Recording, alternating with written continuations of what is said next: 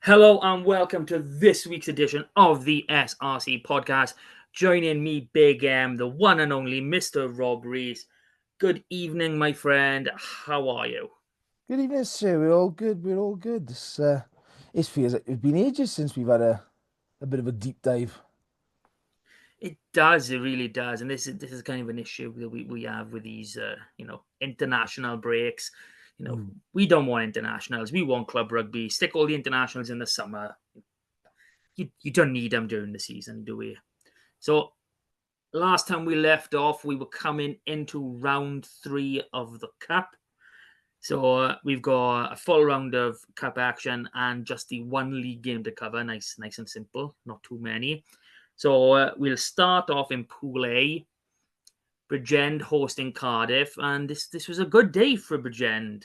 They haven't had a win over Cardiff in quite a long time. I believe you've probably got the Mm. more accurate date. So 27-19, limited Cardiff to just the one try in the second half. Fair play to Bridgend. They pulled it out by year. So how long ago was it then, Rob? Bear with it. Why am I thinking 10? You've caught me out I here want to now. say No. eight. I want to say eight. I don't know why I'm saying eight. 2017. So yeah, Eight? best part of 8 years since the home win against Cardiff. And I'll be honest, it's coming a bit of a surprise. I don't think many people would have backed Bridgend in this one.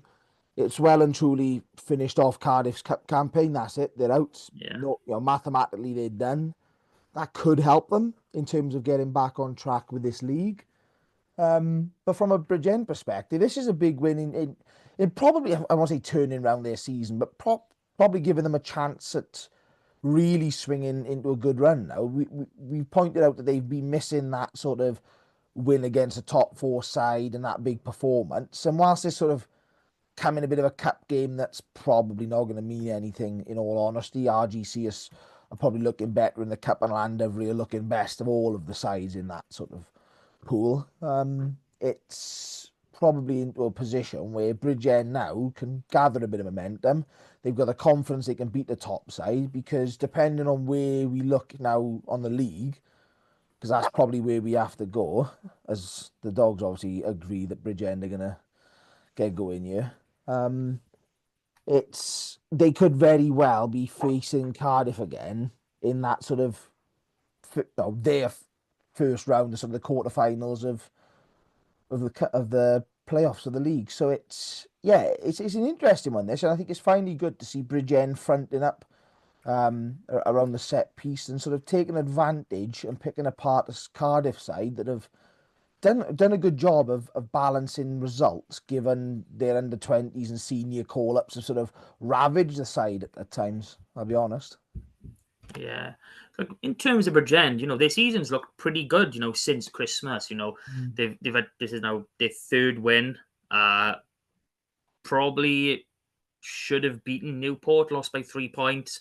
The Aberafon game, when they've already beaten them twice in the league and they lose to them in the cup, that's a bit of a blip for them. But obviously they've bounced back in this one, so it is looking good for Bridgend, and they are still in the cup, obviously, and they've got a great chance, seeing as though the two teams above them are the two teams they've got left to play.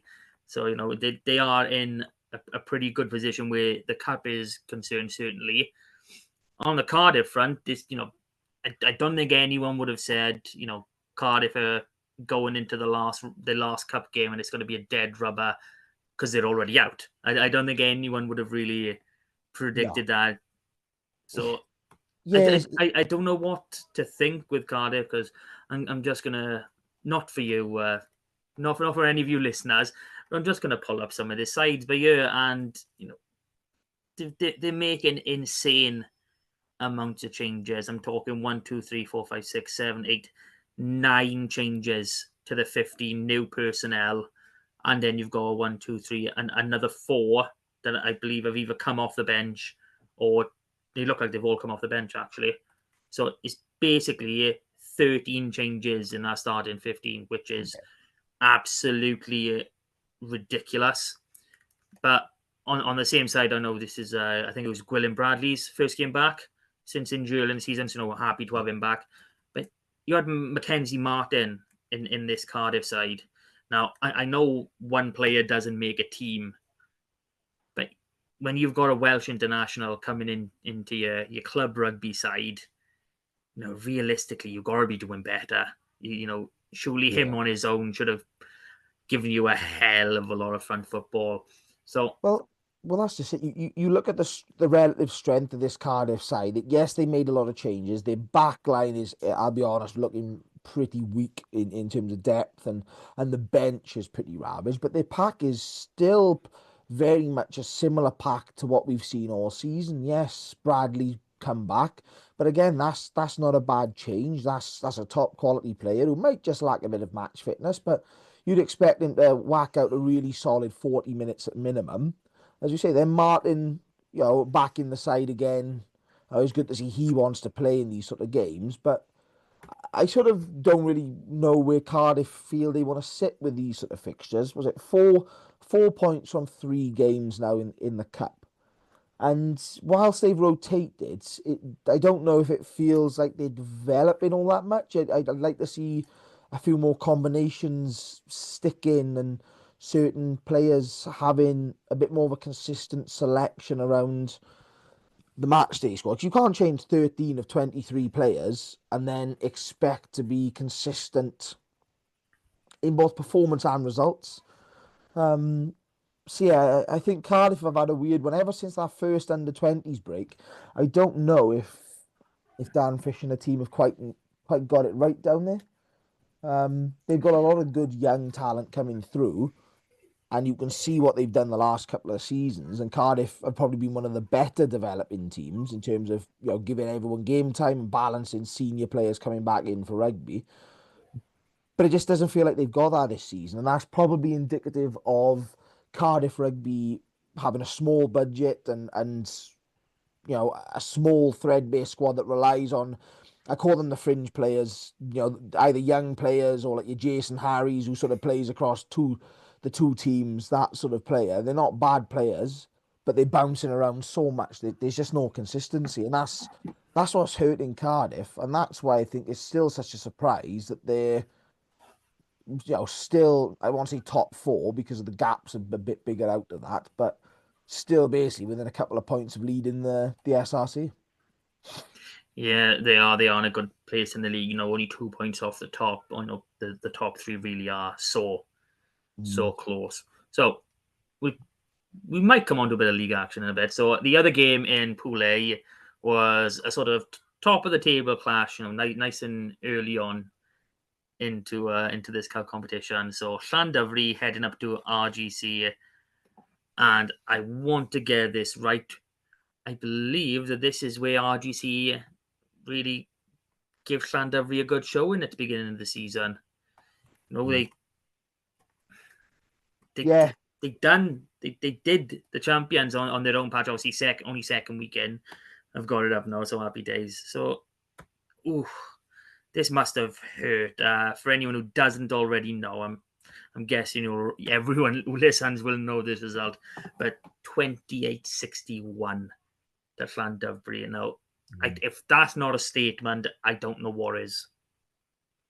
yeah, I think this is one of those ones you look back at that first run, and it was part of the run of games where Llandovery hadn't won and were needing victories before going back to sort of church banks. They obviously played, it was at 3 games away from home whilst their pitch was still getting ready at the start of the season.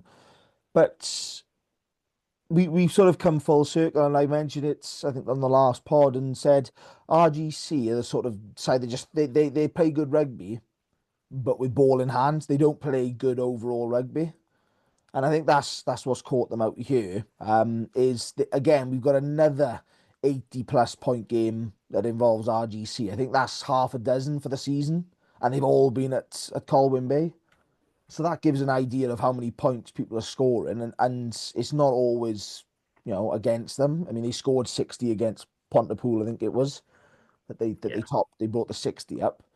But you only got to sort of look back over that game, and it was just so basic in terms of what was going wrong. Front silly tackles. I think Llandovery's first try, you can count the missed tackles, and you're nearly on your second hand. and that's the first try.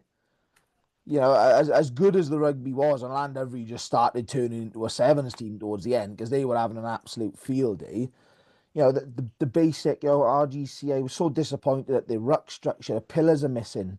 Well, straight away, you got fast opposition. I'm not talking just running speed. I'm talking about your mental speed and your ruck speed.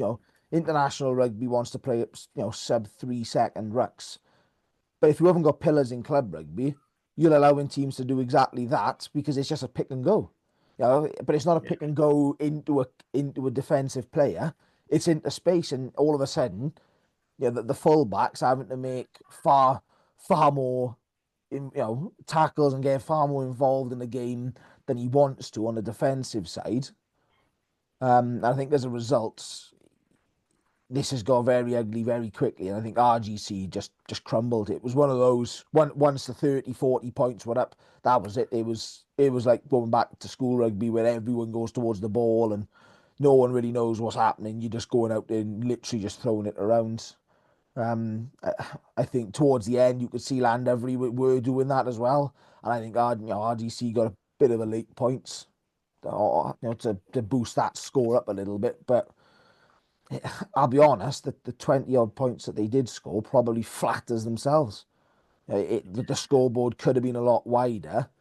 And I think this is the biggest disappointment, or not disappointment, but the biggest work on that Josh Leach will have now going from this season into next. Is nobody expected. I think most of us, if not all of us, put RGC as 10th this year. So they're exceeding expectations across the league. Like I said, they are still second in the pool. They're level on points with Llandovery, but have played the game extra. So all in all, it probably does mean that they're likely to miss out on the final. On the good hand, if RGC do make the cup final, it'll be played on a Saturday or Sunday. So come on, RGC. Fuck the WRU playing a cup final on a fucking Thursday. Thursday. Oh, thank you. We'll have a broadcast on a Thursday. oh wow, Yeah, I'm going in wow, and early, man. I'm going in early. oh It's wow, it's he's lost it. it's gone 9 o'clock. We'll say it's gone 9 o'clock. It's 22 minutes past 8. That's the watershed for podcasts. I love it. I absolutely love it. And I was going to try and be a bit positive. But wow, you just blown me out of it. So, yeah, I final Thursday. Oh, no. Like, Yeah. even a Friday's bad, but, it's like, oh, this is just so much wrong. Yeah. But we got to put a dent in that because we really can. I mean, the one positive is hopefully we'll be recording the podcast and we'll have the team sheets for the final. That's the only positive I Uh, can think of. But knowing our luck, they'll probably keep them tight knit so we don't actually. But yeah, so RGC they have got a big problem. But for me with RGC, there's so much potential there. And I mm, know they talk about the North Wales region, as not having as many. They cover everywhere. So in terms of players per region that's realistically coming into them, they're more or less the same as what each of the four down south have individually. I know it'll vary slightly in certain places. So they've got their own academy system. So realistically, mm, this is something that they should be driving in is a defensive structure because that's what gives you a professional contract. You don't need to be a superstar making X factor that he plays beating people for fun. If you tackle hard, you get into shape, you work hard. That they the main things anyone wants. So that is obviously massive work on for RGC. Only positive I can think of, they scored 4 tries. They got a bonus point. I think they can take that away. Llandovery friend obviously very, very happy with the 6 points. You can't not be. A couple of people returned, Kean Abraham, who's been out for a long, long time. Tommy Lewis as well. Very much expect him to go back up with the Scarlets, but it was nice to see him come back down. He had a good few years playing in this top Welsh division before he buggered off to Jersey and became a superstar. So I'm really I do like how Llandovery are using this competition because they sprinkling a couple of new players here and there. It's like in the first game we had Sam Potter, who plays most of his rugby with Armandford. I believe he's with the Dragons Academy now. So, brilliant for him. So they had Sam Potter and Lee Reese as the halfbacks. And now the second game, they got Johan Hughes and George McDonald as their halfback.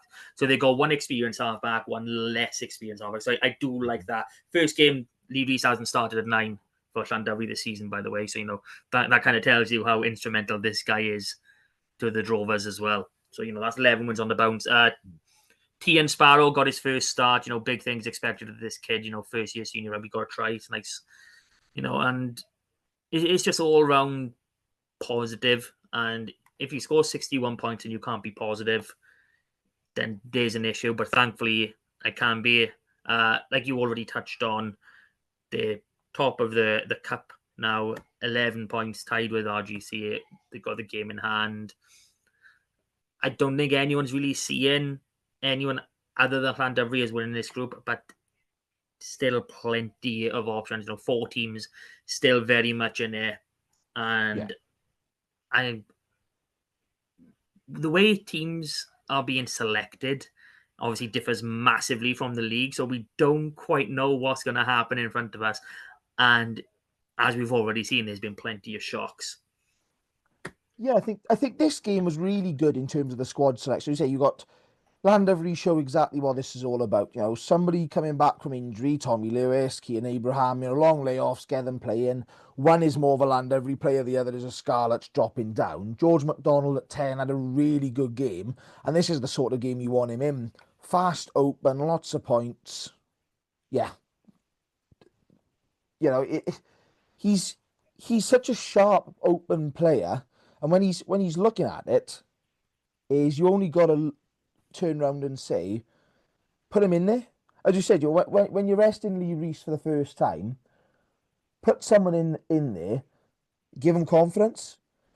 You look at the other side then, RGC 11, you mentioned the academy system, 11 of that RGC side have come through that North Wales academy system. 6 of the starting pack have come through that system, and they've got something nice building. They've got the experience. They brought some back, some familiar faces. They're having some good crowds, in fairness to them. Yes, that'll only ever translate into home crowds because of the commute. But fair play, what they've got up there is something building nice. I think if they can build that sort of pack and sort of iron out these mistakes and sort of walk away from the sort of the slightly sloppy, haphazard rugby, which is sort of, throwing it into the wind, I guess, just calm it down a bit, which I guess Josh and his team will sort of add a bit of structure to. I think this RGC side can go, a long way. I mean, I'm not saying that next season they're going to be a silverware contending team, but depending on it, if the cup format stays the same, you never know. And just touching on that, there's a very interesting one. We said that this is probably the easier side of the draw, and the fixtures we've still got to come in Pool B. But finishing top, but it's also about getting those points, and the 6 point as well, Mark, which we talked about before we went live, is of how that sort of varied and added something to the season. But the side who finishes with the most points out of the top 2 teams will be hosting the final. So all of a sudden, that's a massive boost, especially, let's assume it's not RGC. You're going to be playing it on a Thursday. That home advantage, forget the sort of the crowd benefit and the income and the familiarity. You haven't got a bus trip for 24 boys, to have to try and all get off work and travel, a couple of hours, sort of at worst. So there's a lot to play for you, and definitely a lot to sort of rack up. I mean, that RGC, as you said, the bonus point, how vital could that be if Llandovery do come unstuck at sort of clawing back a sort of a top place finish? Exactly. So we'll go into Pool B now, and we'll start with another high-scoring game, and that was Newport hosting Carmarthen Quins, 47-26. I mean, I don't think the scoreline quite reflects how the game went. Newport were always in the ascendancy. They were always going to win. Floodgates kind of opened up towards the end. Carmarthen Quins did really claw back into this one. They did. I think they brought it back to either 1 or 2 scores. And, they were really in a position where, I don't think they would have kicked on and won the game, but they certainly could have kicked on and got that second. losing bonus point. So, I mean, in terms of Quins, as always, you've got to look for the positives. When Tom Phillips isn't playing, they don't like to win. So, Tom, please come back. I'm getting sick of Carmarthen Quins losing. You've got a bonus point against Newport. Brilliant. In terms of the Cup, I mean, it's really hard to see someone outside of the Gwent three, or I don't know, the Dragons trio. I don't know how you really want to call these three. So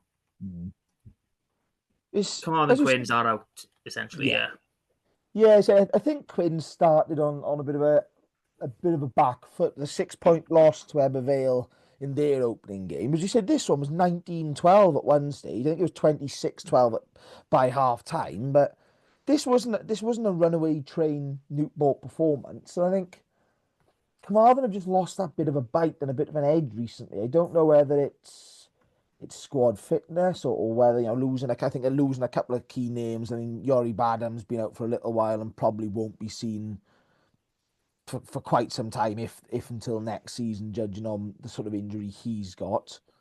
Tua Pilot, who's now in France, and Titcombe's probably going to spend the rest of the season with the Scarlets. I mean, Tom Curry's been in and out of the sides. He's starting to come into it a bit more now, and I'm surprised about his selection at the start of the season. So I'm not really sure if Steph down there has decided on his strongest 15 or strongest pack, and Quins have always typically had a very good pack. They've got a young front row, and I think that's by and large a young front row out there. I think they've lost quite a bit of experience in that area the last couple of seasons. But Newport are one of those teams at the moment. You don't really know. They're the France of the SRC, which Newport is turning up.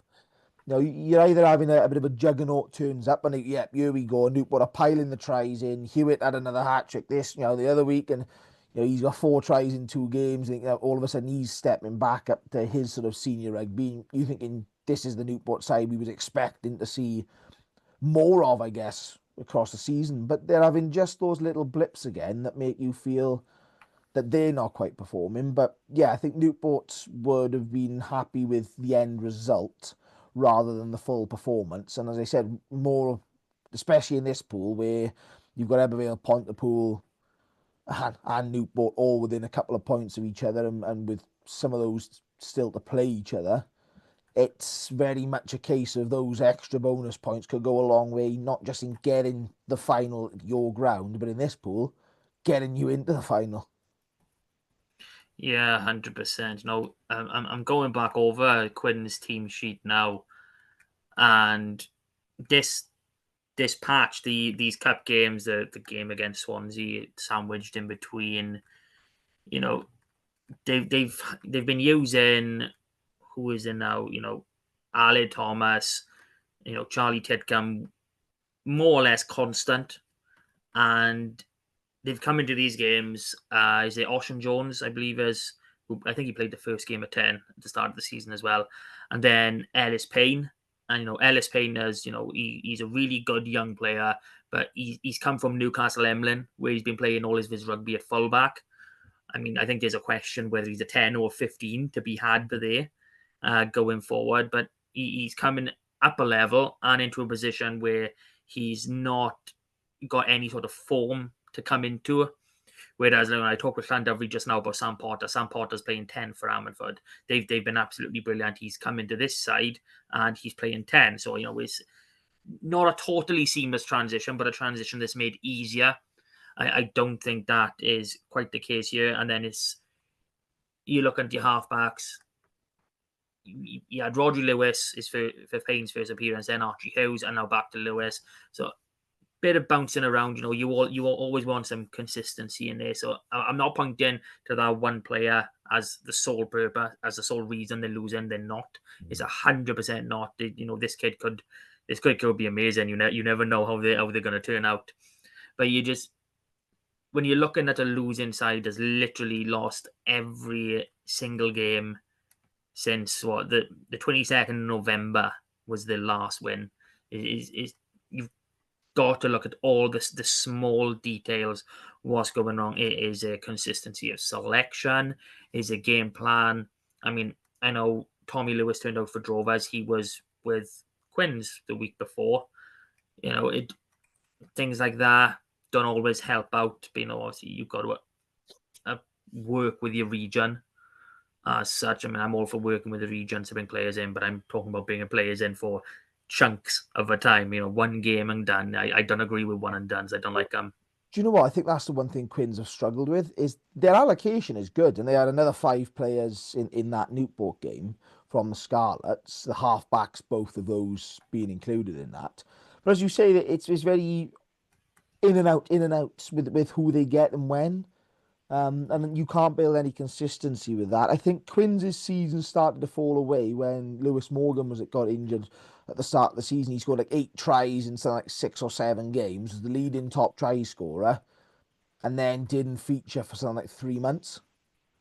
And whilst you sort of can't say, oh well, one player makes a team. Well, sometimes if a team builds their game plan around one player and how that sort of a hooker going out would be the maul going and stuff like that, it very quickly becomes apparent it's a team's strength and weaknesses. And I think you look at this, you look at the pack, and they had some experience in there. They had some top quality boys. They've got some good allocation. But I don't think Gabe McDonald has shown his best during allocation. I think he showed a lot more with Landivry, and that's possibly understandable with the players you perhaps got around you.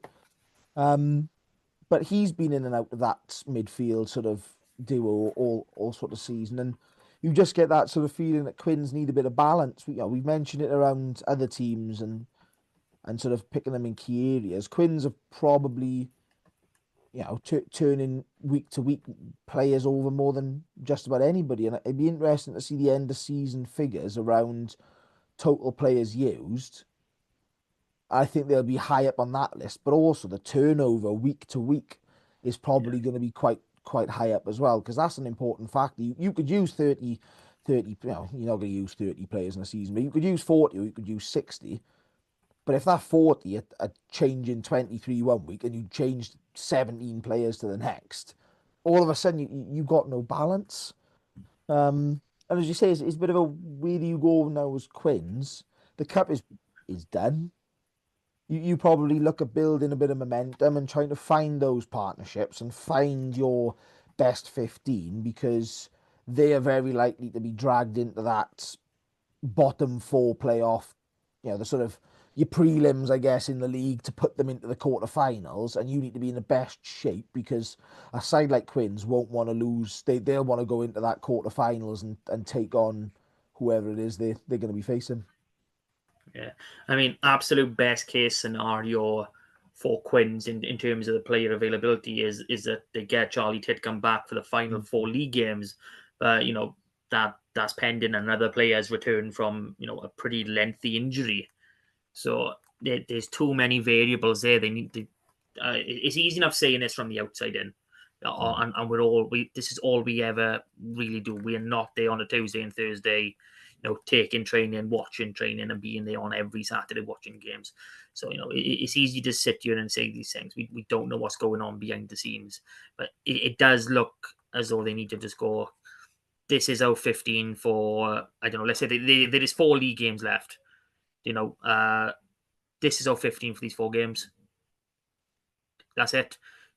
If there's an injury, if one of you boys can't do it for work or whatever, that's the only reason we're going to change it now, and just stick with that and see what happens, because you never know. I was really interested when you pulled up Lewis Morgan's name. So obviously we have seen him back, but at the same time, someone who is really would be competing with him for that number 2 shirt is Isaac Young, and I think he's only got 2 or 3 appearances to his name this entire season. Yeah. So loads of little things that are really affecting the Quins, and hopefully we'll see them pull their finger out a bit and get another win very, very soon. So on to the next game, and this was a big one. The big one, some might say. Well, the biggest one we're going to talk about? Oh, I don't know about that. But Ebbw Vale travelling to Pontypool. and just sneaking it by the thinnest of margins. Pontypool were looking at the ball, someone was paying the ref off on the side, and next thing you know, there's an extra 7 points on the board. That's all I heard. I'm only joking, nothing like that ever really happened. Ebbw Vale 18, Pontypool 13. So a bit of revenge from earlier in the season in the league. Tell me how you're feeling about this one. Was it a big enough win? It was probably not a big enough win. I mean, the conditions are absolutely dreadful, but you look at that first half, and they probably left another 2 tries out there. And then that's not being, Abervale were on top, and they literally left 2 tries out there. Griff Tuff knocked one on right across the line. He also scored one, and it was a brilliant darting run from the base of the line out for his score. But you just get that feeling that Ebervale couldn't quite shake Pontypool off. And ultimately, I mean, Morgan Allen's try, he smashes 3 men out the way. None of them can get the tackle on. He somehow gets it down. If it's a dry conditions, does he get there? Probably not. But I think Jason Strange will be disappointed how they conceded that 1 try.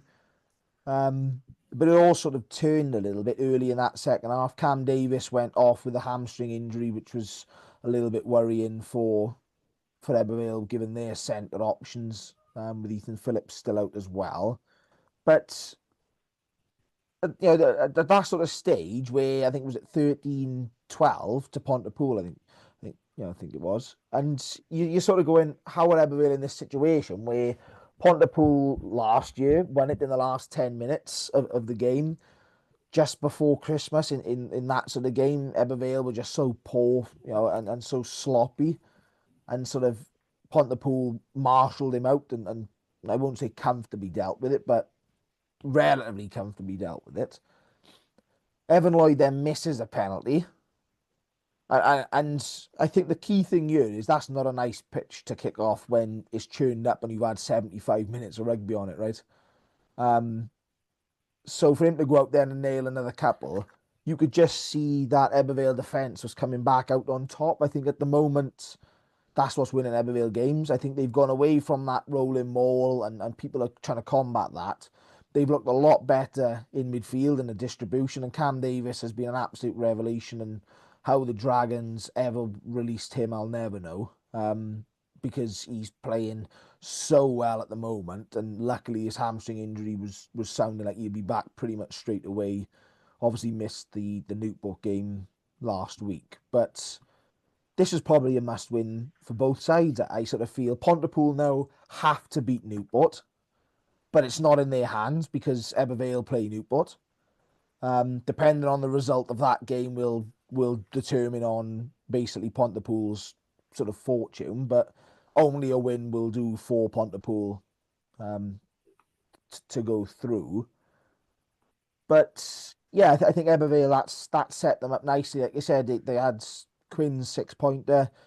You have a bit of you have a week off. You got to come back and face some tough ties. So yeah, that's put them in a really good stead in what's a tough run of fixtures for them on paper. Yeah. So Pontypool, obviously, they're going to be gutted with this. They don't like losing on their own patch, but it's happened. And I'm just looking at this table now, and I know I referenced, was it a big enough win? And the way the table currently looks, you've got Newport on 12, played 2, Pontypool 11 points, played 3, and Ebbw on 10, played 2. So obviously the next round of fixtures is, Ebbw Vale at home to Newport. Now we'll talk about this game a little bit more once we get to it in previewing the fixtures in the coming week. But you're now in a position where Ebbw Vale can win this game, say win 4 points. Newport get the 2 losing bonus points. So they both go into the final round on 14 points. Ebbw Vale can get a 4 or 5 point win in that game, and Newport get a 6-point win. And Newport go through to the final winning only 3 games, and Ebbw Vale get nowhere having won 4. So this format, this extra bonus point, has created quite a conundrum by you, which I'm really enjoying. I spoke to you before coming on here.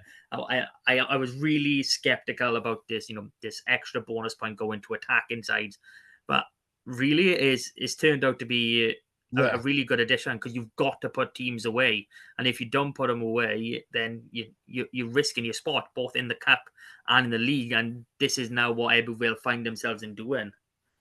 Yeah, and this is the Six Nations all over, right? Where if you get the Grand Slam, you get additional bonus points because you could ultimately win all your games and still miss out on the championship if it wasn't for those additional bonus points. In theory, it's never happened, and I don't think it ever will. But this is the massive tie because you look at the last round of fixtures. Ebbw travelled to Swansea. Now, I'm not saying that that's going to be a 6-pointer, but that's everyone's probably expecting a relatively comfortable win down there, depending on your conditions and what you're looking at.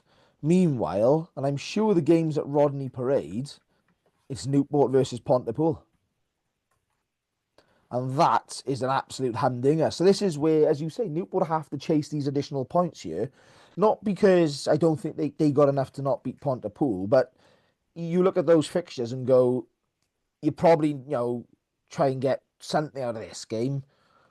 Close, keep the gap with Ebbw. Obviously Newport are going to want to win this, but if you can go into that final game at home and you're not relying on a 6-pointer, is an absolute massive boost. And as you say, Llandovery have got a point on Ebbw at the moment, but they haven't got their point behind Newport. So again, it all comes around to if you can host the final, that they've already got a point extra, but obviously Newport's fixtures. So it's, as you say, it adds that additional layer of jeopardy here. And this is what I like. This is what I want and enjoy people seeing, discussing is you see it at the moment in the football and all the graphics today. When can Liverpool win the Premier League? When can they win it? Depending on what they do, what Arsenal do, and all the rest. Fans love talking about this sort of thing, and when can it? Well, what if Ebbw win this week? And what do they have to do? Is it in their hands? Is it in Newport's hands? I think the only team that don't really have it in their own hands is Pontypool at the moment. Yeah. But like I said, and we'll get on to this one in a bit. Newport are going to be out for revenge after last week's league game, which we'll sort of cover. So this is very much bragging rights. I think you could see that Tyrone Morris was hurt after he was hurting after that loss in the league. And I don't think it's going to vary much in the conditions. Now, I think this is the sort of game that Newport are going to try and load up with, and we'll see a few more players. We saw obviously Alejandro back in the league, sort of last week, but obviously we've seen Hewitt in recent weeks and sort of players along those sort of lines. So I think very much here this is Newport do or die. Obviously, the way that the league works, they're still well within a chance of silverware there. But this is redemption, opportunity. Forget the ramifications of the pool. You know, they they taped over the Ebbw logo, got called out on TV, and got fucking thumped. And then Tyrone Morris quickly bypassed the question on, when he was asked it. Yeah, this is literally, you could see if they go out and win that game, yeah, we taped over it, all fine. They were hurting, and that's the power of these Gwent derbies, to mix it all in. So yeah, I think the pool stages have gone a lot better and still have a lot to give than what we were probably anticipating. Yeah, 100%. And that does kind of wrap up that round three quite nicely. But there, so as the way these have been set out and scheduled, there was a gap week, and so we were back into league action. So first up, we went to Pontypool to watch them against Aberavan, but sadly nothing happened. The game got called off. Yada yada yada. What a surprise! Another game gets called off in the SRC, and this game is now going to be on the 8th of March. So very very exciting for that one. And the other game was, I don't even really think it had much of an impact on the league or anything like that. It was, Newport traveling over to Ebbw. So, yeah, this one was covered live. And I don't think the weather conditions really helped it for a live game. They would have probably been better off leaving it where it was originally. But, as is, that's life. You can't help it. So, Ebbw 20, Newport 5. And watching this game, I don't think there was ever a point where I honestly thought Newport might actually win this. They might actually come back. And, that's a sad thing for a team that I've spoken about at this, earlier in the season as, being still classed as one of the top two, despite their league position, because they've got backs and forwards that can match you with the best of them. I don't even know how to explain what this Newport performance was. It's quite hard to quantify it in that way. So, I'll throw the ball to you to try and not be too smug about it now. Hmm. What really went wrong for Newport? Yeah, I think for starters, I think they came up with a bit of a weird game plan. So they passed up on points, so 3 times inside the first quarter, elected to kick for touch all of those times. I'm not sure if that's tactical and they back themselves to get the sort of the rolling maul going, or whether they felt that Ebervale had enough to score tries and they would have to do the same. But it seemed an odd call, given who they had at 10 in Matt O'Brien and his kicking, although in the end he missed his one and only kick in the game come full time. But they just seem to lack any energy. That Ebervale fronted up massively. That the scrum, Newport conceded 5 penalties off the first 5 scrums. The only thing that stopped the scrum being absolutely obliterated was when Joe Franchi got yellow carded in open play for half an hour in, and then the scrums roughly evened out until probably 10 minutes before the end. The lineouts, Curtis Gregory, I think, stole best part of half a dozen off Newport, and I think that is uncharacteristic in itself. I'm quite surprised we didn't see Garen Harris come off the bench a little bit earlier. Obviously, scored the only try, but they just seemed to lack that little bit of composure. There was no edge. They seemed to want to throw the ball around, but they couldn't get anywhere with it. And that's a lot of credit to Ebervale. It wasn't easy conditions for either side. It's not easy conditions to defend or play attacking rugby. So in the end, it probably benefited nobody that was how the game sort of went. But as you said, I was watching on from the terrace, and it never seemed like Newport got out of second gear. They never looked like troubling. And I've got to be honest, they never looked like scoring until they somehow did. Um, the Ebervale defence was so good. The penalty count was something north of, I think, 45 between the two clubs. It was not a good day on that sort of front. And that sort of broke things down. But it had all the sort of makings of a really nice game. It is a shame that the conditions didn't quite play to that. But I think what we've seen is that Ebervale can very much play to the conditions, but they can change it up. Everyone was expecting with the back line, Obi back at 10, and yes, they had a couple of wingers out, but when you can call on sort of the likes of Ollie Andrew to come back in, that's not a bad option at all. And the try of the game came from a reverse out the back switch on an inside line for Harry Rees-Weldon, who's just been left out of the Wales under-20 squad to curl around the fullback and go under the post. So obviously he made a statement to Richard Whiffen ahead of the last couple of rounds of selection there. But every aspect Newport just lost. It was very, very flat and disappointing. And you only got to look at the Newport Facebook comments after the game, and a lot of people are trying to blame the pitch. But I think there's only one thing to blame here, and that's the lack of energy the team seemed to bring from the get go. They couldn't match it. Um, you know, the and it sort of fell apart from there.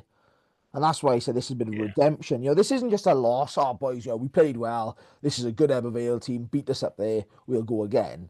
This was one of the worst Newport performances I'd seen for ages. It was very much. And again, Ebervale could have had another two similar to the Pontypool game. Sean Parry knocks on going over the line, but off an advantage. Could have been another. That's 7 points right there. So yeah, this is a very surprising Newport performance. They haven't been at their best this season, but Ebervale marshalled them out well and truly. Yeah. So in terms of league positions, they both started this game, third and fourth. Ebervale have jumped up to first now, but there was 2 points between them. Newport on 50, Ebervale on 52. This really was, a must-win game for both sides, and it was kind of a shame the way that it planned out. But we can't do nothing about it now, so we'll put that in the Yeah, rear view because we've got. because I got to it summed it up. That's and for anyone who watched it, Matt O'Brien's conversion at the end, Newport's try was in vain because he missed the conversion, and it meant that Ebervale took the 5 points because they finished 15 points ahead. And that sort of just summed up Newport's evening in the end. But I think that the key thing here is that's 2 games at Eugene Cross against Pontypool and Newport. Ebervale have scored over 50 and conceded 8. That is something. Fair Yeah, play to that's him. just, That is something. So and that wraps up all the games we've got for the past 2 weeks. And so we'll go on to the current upcoming weekend. So round 4 of the cup. So this will be some teams' final games. I think it's only actually one team from each pool is the final game. I'll correct myself on that. So we start off in Pool A as always. So Cardiff against Aberafan. Managed to hear off a couple of coaches for these little previews. So, Jason Hyatt, we're enjoying preparing to play Cardiff on a fast track. Traditionally, these games, are great to watch, and he doesn't see this being any different. So, my interpretation from that is they're looking to run everything. They want to play some expansive rugby. yeah, I think this is their opportunity, right? Is you only got to look at where Aberafan are. They're sort of middle of the group, 2 games played, 6 points. So they're probably not in a good position to get out of this pool. And this is probably one of those games. It's a dead rubber for Cardiff, so they're going to be throwing everything at it. Aberafan want to try and build a bit of momentum. They're probably in a good position to hit the top 6, avoid those preliminary um, playoffs in the Playoff league. game, yeah. So they've got a bit of let's build momentum here, boys. Let's attack this game. Nothing to lose, and I think this has got all the makings of a very good game. Aberafan have played some fantastic rugby recently. That the Newport game was one of the games, if not the game of the season to date, in the league.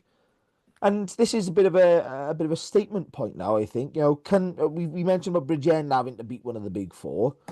Can Aberafan now go out there, make a statement, and beat one of those top four? They've come close against Newports. They haven't welcomed Ebervale to tag yet in that rearranged fixture. But there's a lot to like about this Aberafan side. They've got a lot of experience still within the squad. They welcome him back the likes of Scott Del Nevo off under 20s, and he's been absolutely outstanding even in the Six Nations. Brindley Thomas coming up. I know John spoke heavily about him, and he's an absolute unit. And speaking to Jason Hyatt after that Newport game, he's only got loads of ambition for the young man as well. And this is what it's all about. They are such a good side to watch, Aberafan, when they get going. I just hope there's a bit of good weather for this one because I think this could be an RGC special and we could see 70, 60, 70 points in this one. Um, and that's what you want. You want 2 sides going at it. Relatively nothing to play for. Cardiff, nothing realistically other than pride and, development and a bit of momentum. Turns out there's quite a bit to play for in the end. But yeah, this is what you want. These sort of middle ties that don't really have a lot riding on them are still high quality affairs that people are interested in seeing. I mean, I'm looking at this from a slightly different perspective from Aberafan. Obviously, Cardiff are out of this cup, but mathematically speaking, Aberafan could still qualify. Like, my voice is shaking a little bit, but there because that's my level of belief. But Llandovery don't, unless Llandovery get the 6 points, this weekend, that does kind of kill it to a certain extent. But I'll say that doesn't happen. Obviously a 6 point does not guaranteed no matter who you're playing against. So Yeah, Aberafan, I do expect Aberravon to win this game. I'm going to make that clear just because of how Yeah, so Cardiff have approached it. Aberravon have to win it as well. Like Yeah, if Llandovery take anything more than 2 points from this game and Aberravon don't win, that's Aberravon's cup done. So basically, yeah, Aberravon have to win this game to keep any hope alive. Otherwise, they're mathematically out before they've even got to their final game. yeah. But this is something that I'm liking again about this 6 pointer is that any sort of drop in points, will lend to one team or another. And I know that's true normally, but this is, that extra bit again to push forward to it. So, I'm expecting Aberravon to win this one, and I'm hoping that whatever turns out, in Llandovery Bridgend game, that they're still within 6 points going into the final week, because that would mean that Aberravon get to play Llandovery and first be on the line. And, it's that tag, that Aberravon Llandovery game. So that would be brilliant for the cup in itself. If we go back into the pool, into this specific game, Joe's not here to talk positively about Cardiff. I'm certainly not going to do it for him this week. Uh, so yeah, I am back in Aberravon, and Cardiff need they regular boys, and it's hard to deal without them. They've done fairly well. I will still put that to them. They have managed this okay when you think about the number of changes they have had to deal with. But yeah, I don't see outside Aberravon for this, and I'm happy to see that, and I'm sure John listening in is very happy to hear that people are back in Aberravon other than himself. So over to that second game, we got Llandovery at home to Bridgend. Now Bridgend are in the exact same position as Aberravon, whereas they're on 6 points. If they get a win in this one, they put themselves in line to qualify for the cup. So it's going to be incredibly difficult for them to do that, coming up against a side that is 11 wins on the bounce, and they've just put 60 points on. Not, I wouldn't even say a poor side. They have, like you said earlier, exceeded expectations this season. So this is a big task for Bridgend. I'm always going to back Land every year, regardless.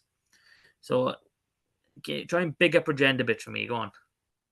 Yeah, this is why I think Bridgend needed that sort of Cardiff performance. Was this is a massive sort of couple of weeks for them now in terms of keeping hopes alive and a lot to back. I think if this was at the Brewery Field, you're probably looking at a really close game. I'm backing all the home teams actually in this pool this week, but whilst Llandovery, I think are gonna pull away from this ultimately. I think they've got a bit too much up front and a lot behind to put the points away. Unfortunately for Bridgend, this is one you can certainly attack. There's a lot on it. Scott Baldwin's spoken in the week about sort of where he thinks they are at the moment, and he's very positive and a very forward-thinking coach. He doesn't take losses too difficultly. He's very open in terms of performance, not just results. Obviously, results are what get you in the end, but he seems a sort of person to say, boys, we've lost a game, but we've played well. And last week, they'll take double confidence. They've played well, and they've beaten Cardiff. I think fronting up will give them that big boost as well. I think they need to head into this game knowing what they want to do, knowing that this is basically do or die. Aberravon have got another week effectively as long as they win. Basically, if Bridgend lose this is them done because the land have reopened up the gap at the top. I think from a neutral perspective, I think it'd be nice if Bridgend could get the win. It opens that pool right up again. And as you say, it brings a lot onto the final sort of round of fixtures. But this is well and truly a sort of a turning point in Bridgend's season again. Is what I said is they sort of pick up a few results and then have just that bit of a deceleration. And this is where they can't afford to take the foot off the gas. Yes, it's Llandovery. Yes, it's Church Bank.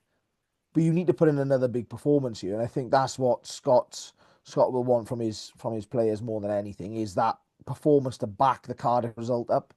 Because if you can't do that, that's not a good team. You've got to be consistent, across your whether it's 20 games, 30 games, whatever you end up playing in a season. If you're not consistent, you won't challenge for silverware in any of these competitions. 100%, I'm with you there. And I spoke a bit earlier about Bridgend being on a good vein of form, since Christmas, and I do expect a decent I expect a good performance from them. Yeah. I'd like to think the Llandovery won't run away with it, but again, Llandovery, we never know quite what gear they're going to turn up with, and half the time their first gear is enough to beat some teams, which just goes to show the level they are at. So into Pool B, and a couple of redemption games going on by here. So Carmarthen Quins at home to Swansea. Um, just what was it, about a month ago? Well, not a month for us. So about 3 weeks ago, Carmarthen travelled to Swansea, and Swansea bagged the win on them in the league. So this would have hit Quins hard, and I managed to get a word in off of Steph Thomas at DOR. We're looking forward to playing Swansea and looking to repeat our early season form, against them. Boys have worked incredibly hard, as you'd expect, and the young talent we have coming through really does excite us for the run in. Now, I can read into that as much as I want. I can read that and saying they know they've got young boys. They're scared these young boys are going to take a batter in, but they're excited about those young boys. So you can interpret this in whatever way and create whatever narrative you want. The one I'm going to go with is they've got bags of talent, and they're just waiting to finally click and explode on someone. And that's going to happen this week. And they're going to run in 1,000 tries and break all records known to man. In all seriousness, I know you're backing all home teams. I'm not backing all home teams, but Carmarthen is not the one I'm not backing. So I do expect Quins to have just a little bit too much for Swansea this time round. Just the simple fact that it's in Carmarthen, I think that is a massive factor for them. And Swansea are getting better. They are looking better. Since they picked up that first win over Aberafan, they have been a much, much improved side, which is happy for everyone in the league. But yeah, it is a bit of a dead rubber. That's the only problem I've really got with this one. I think this game probably tells us where either of these sides are for the remainder of the season. I think for Swansea, this is the ideal fixture. They've got a Quinn side struggling for form. Yes, it's away, but they've got the ideal chance here to turn this around, put in a really big performance, get a first away win of the season, because the 2 wins have come at St. Helens. Really give themselves that opportunity, kick on. This shows sides that you're coming up from that bottom, in that 10th place in the league. You're rising now up a level. You are actually competing with that next block of 4 or 5 teams. Then on the other hand, you've got Quins, who, as we've already said, are massively out of form, but have got a good side. This is an opportunity against, whilst they're an improving Swansea side, a poor Swansea side. You're in your own backyard. You know what to do. You know which way the bloody swings go. Let's really get into this game, and this is an opportunity for Quins to get some points on the board. Bring back that confidence, bring back the scrum that everyone goes, well, hang on a minute, Quins are going to give us a bit of a run out here. Get the set piece going. If Isaac Young does get another game at hooker, let's get that set piece, motoring, and these young boys at the Scarlets can get their hands on some tidy ball, because that's what they probably need. Is a bit like anything in sort of rugby. You physically have to be able to do it, and you can't, if you're in a bit of a rut as a team, you can't hold the ball. We've seen it with Wales. You can't hold the ball, and when you do get the ball, you're under so much pressure. You're either getting rid of it or doing something wrong. So this is a perfect game for Quins to turn around. Steph will be telling his boys, let's get into them. Let's put points on the board. Let's target the set piece, because we've said Swansea struggle in that tight 5. Quins' strength is up front. So yeah, like I said, I am backing Quins. So I think this'll tell us where these two sides are. This is the moment. You're either stepping up. The door is open for both of these sides. Which one of them's stepping through it? Which one of them's going to close it on the other one? Swansea got one of those sort of sides at the moment. I mean, Jermaine is away with under-20s duty and he's playing really well. That's the sort of player they're going to miss in these sort of games. You would feel, assuming he doesn't get released and he's going to end up playing with them anyway. But Sod's law. yeah, this is such an interesting tie for me. Maybe not in terms of the quality or what it means, but what it means for the clubs. 100%. So that leads us on to the very last game of this round of the Cup, and that is a replay of the league replay we saw last week. That is Ebbw Vale at home to Newport. I managed to get a word in off both coaches by ear, so I'll start with Ebbw Vale, and I'll tell you this in a minute why. So, Jason Strange, we wouldn't read too much into last week's game. It's a new game against a very good team. We are preparing to be better ourselves. There are lots of areas we can improve. Very, very forward thinking, very looking into themselves. You like that approach? And then there's Ty. And I love Ty to bits because anytime I get a comment off him, I don't get a comment, I get an essay. Absolutely brilliant. So this is Tyrone Morris ahead of Newport's clash this week. So we're looking forward to put it to this weekend and the opportunity to put things right. Credit to Ebbw for their performance. They outplayed us in pretty much every area, executing a simple game plan in tough conditions. They kicked well, controlled the set piece, and were clinical in their approach. As a team, we pride ourselves on playing an exciting, high-tempo style of rugby that puts pressure on the opposition through skill and speed. That's who we are, and we won't move away from that as players or coaches. I strongly believe this is how we develop the next gen as a Super Rugby Cymru competition. However, in the first 20 minutes, we weren't accurate enough, which allowed Ebbw to build a lead. They control possession through a dominant scrum and liner, which has been a hard lesson for us this week. Heading into this weekend, we need to be sharper in on execution and recognize that there are multiple ways to apply pressure, especially in difficult conditions. Hopefully, the weather will be on our side, allowing us to put on a fast, high-skill game for the supporters to enjoy. So there's a lot to unpack in there. And I don't know if I'm, again, with anything you read, you can make up your own narrative, and especially when you don't have context. This is not words. I haven't had a phone conversation. This is text. So the reason I pause a little bit in there because he has said, credit to Ebbw Vale executing a simple game plan in tough conditions. Now I could take ours. He thinks Ebbw Vale is simple. He thinks they can't play.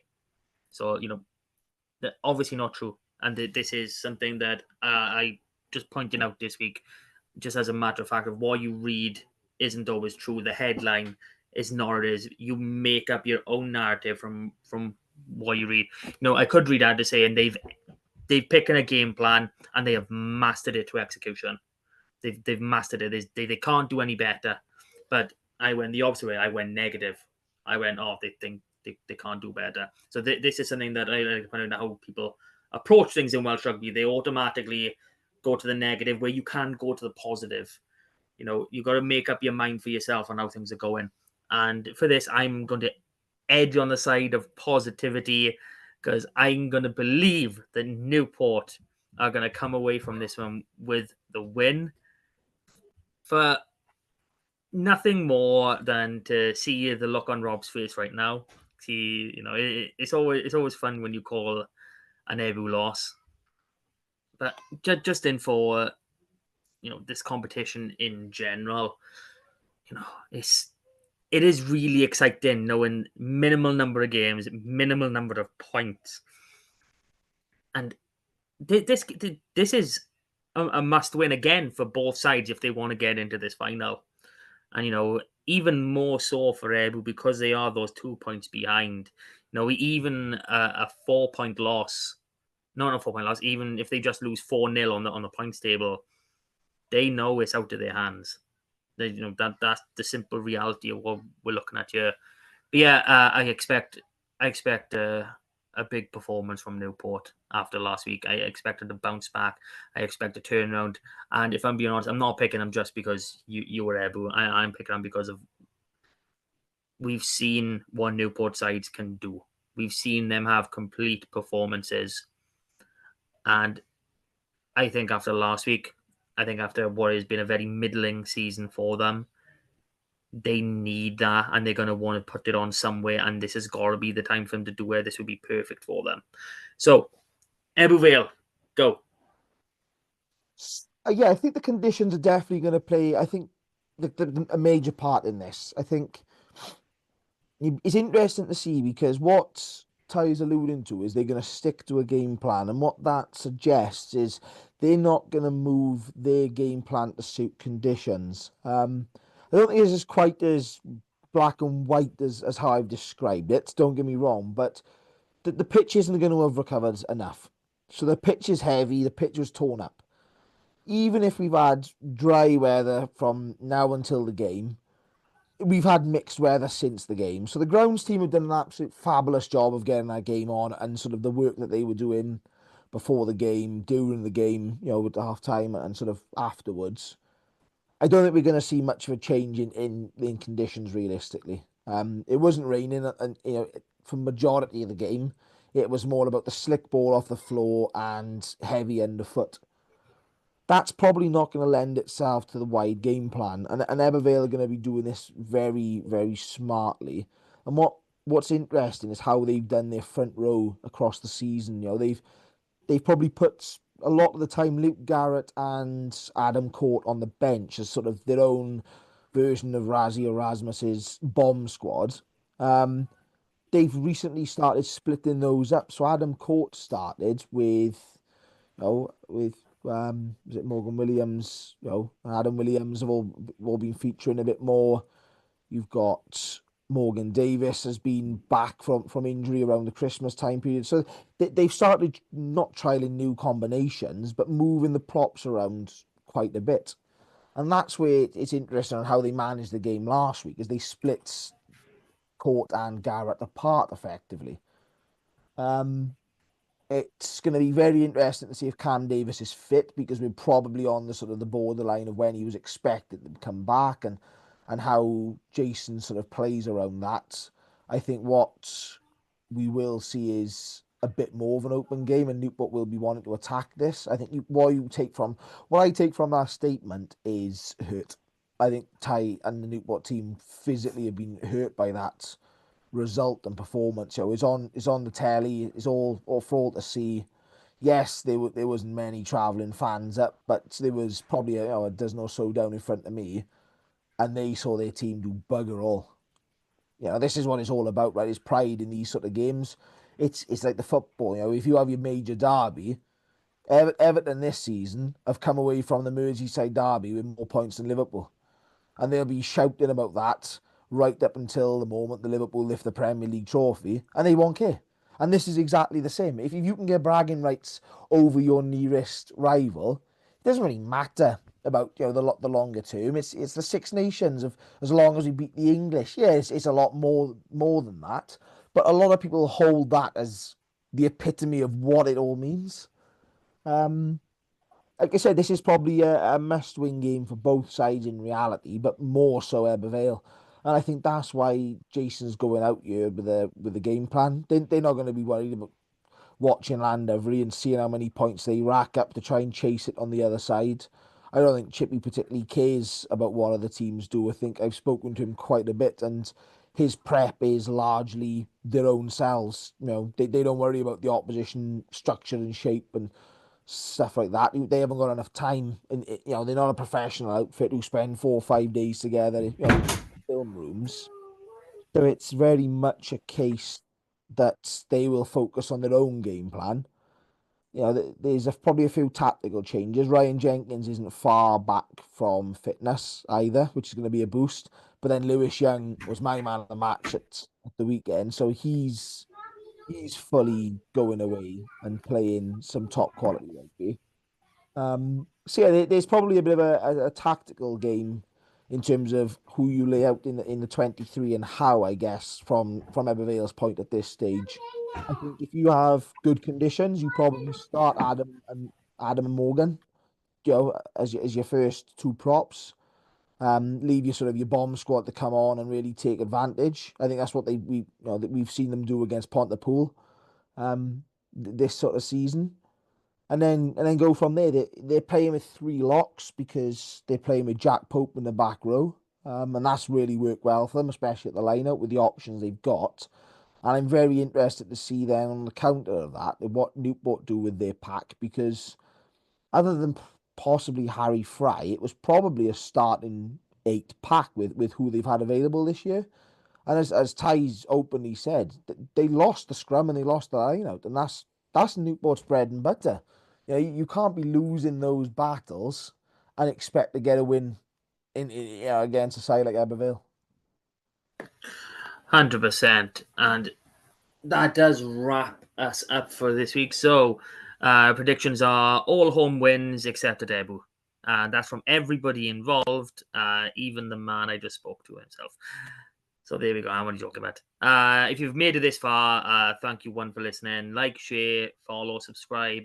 All those words are you're so used to by now. Have a friend listen. You never know. They might get off on some quirky humor that I'm sure is somewhere. Obviously, this is going to be only listen. You can only listen to this after 11 o'clock at night for obvious reasons. Thanks for that, Rob. But as always, Rob, thank you for joining me. Thank you, everyone, for listening. We will do this all again next time. Cheerio. Bye for now.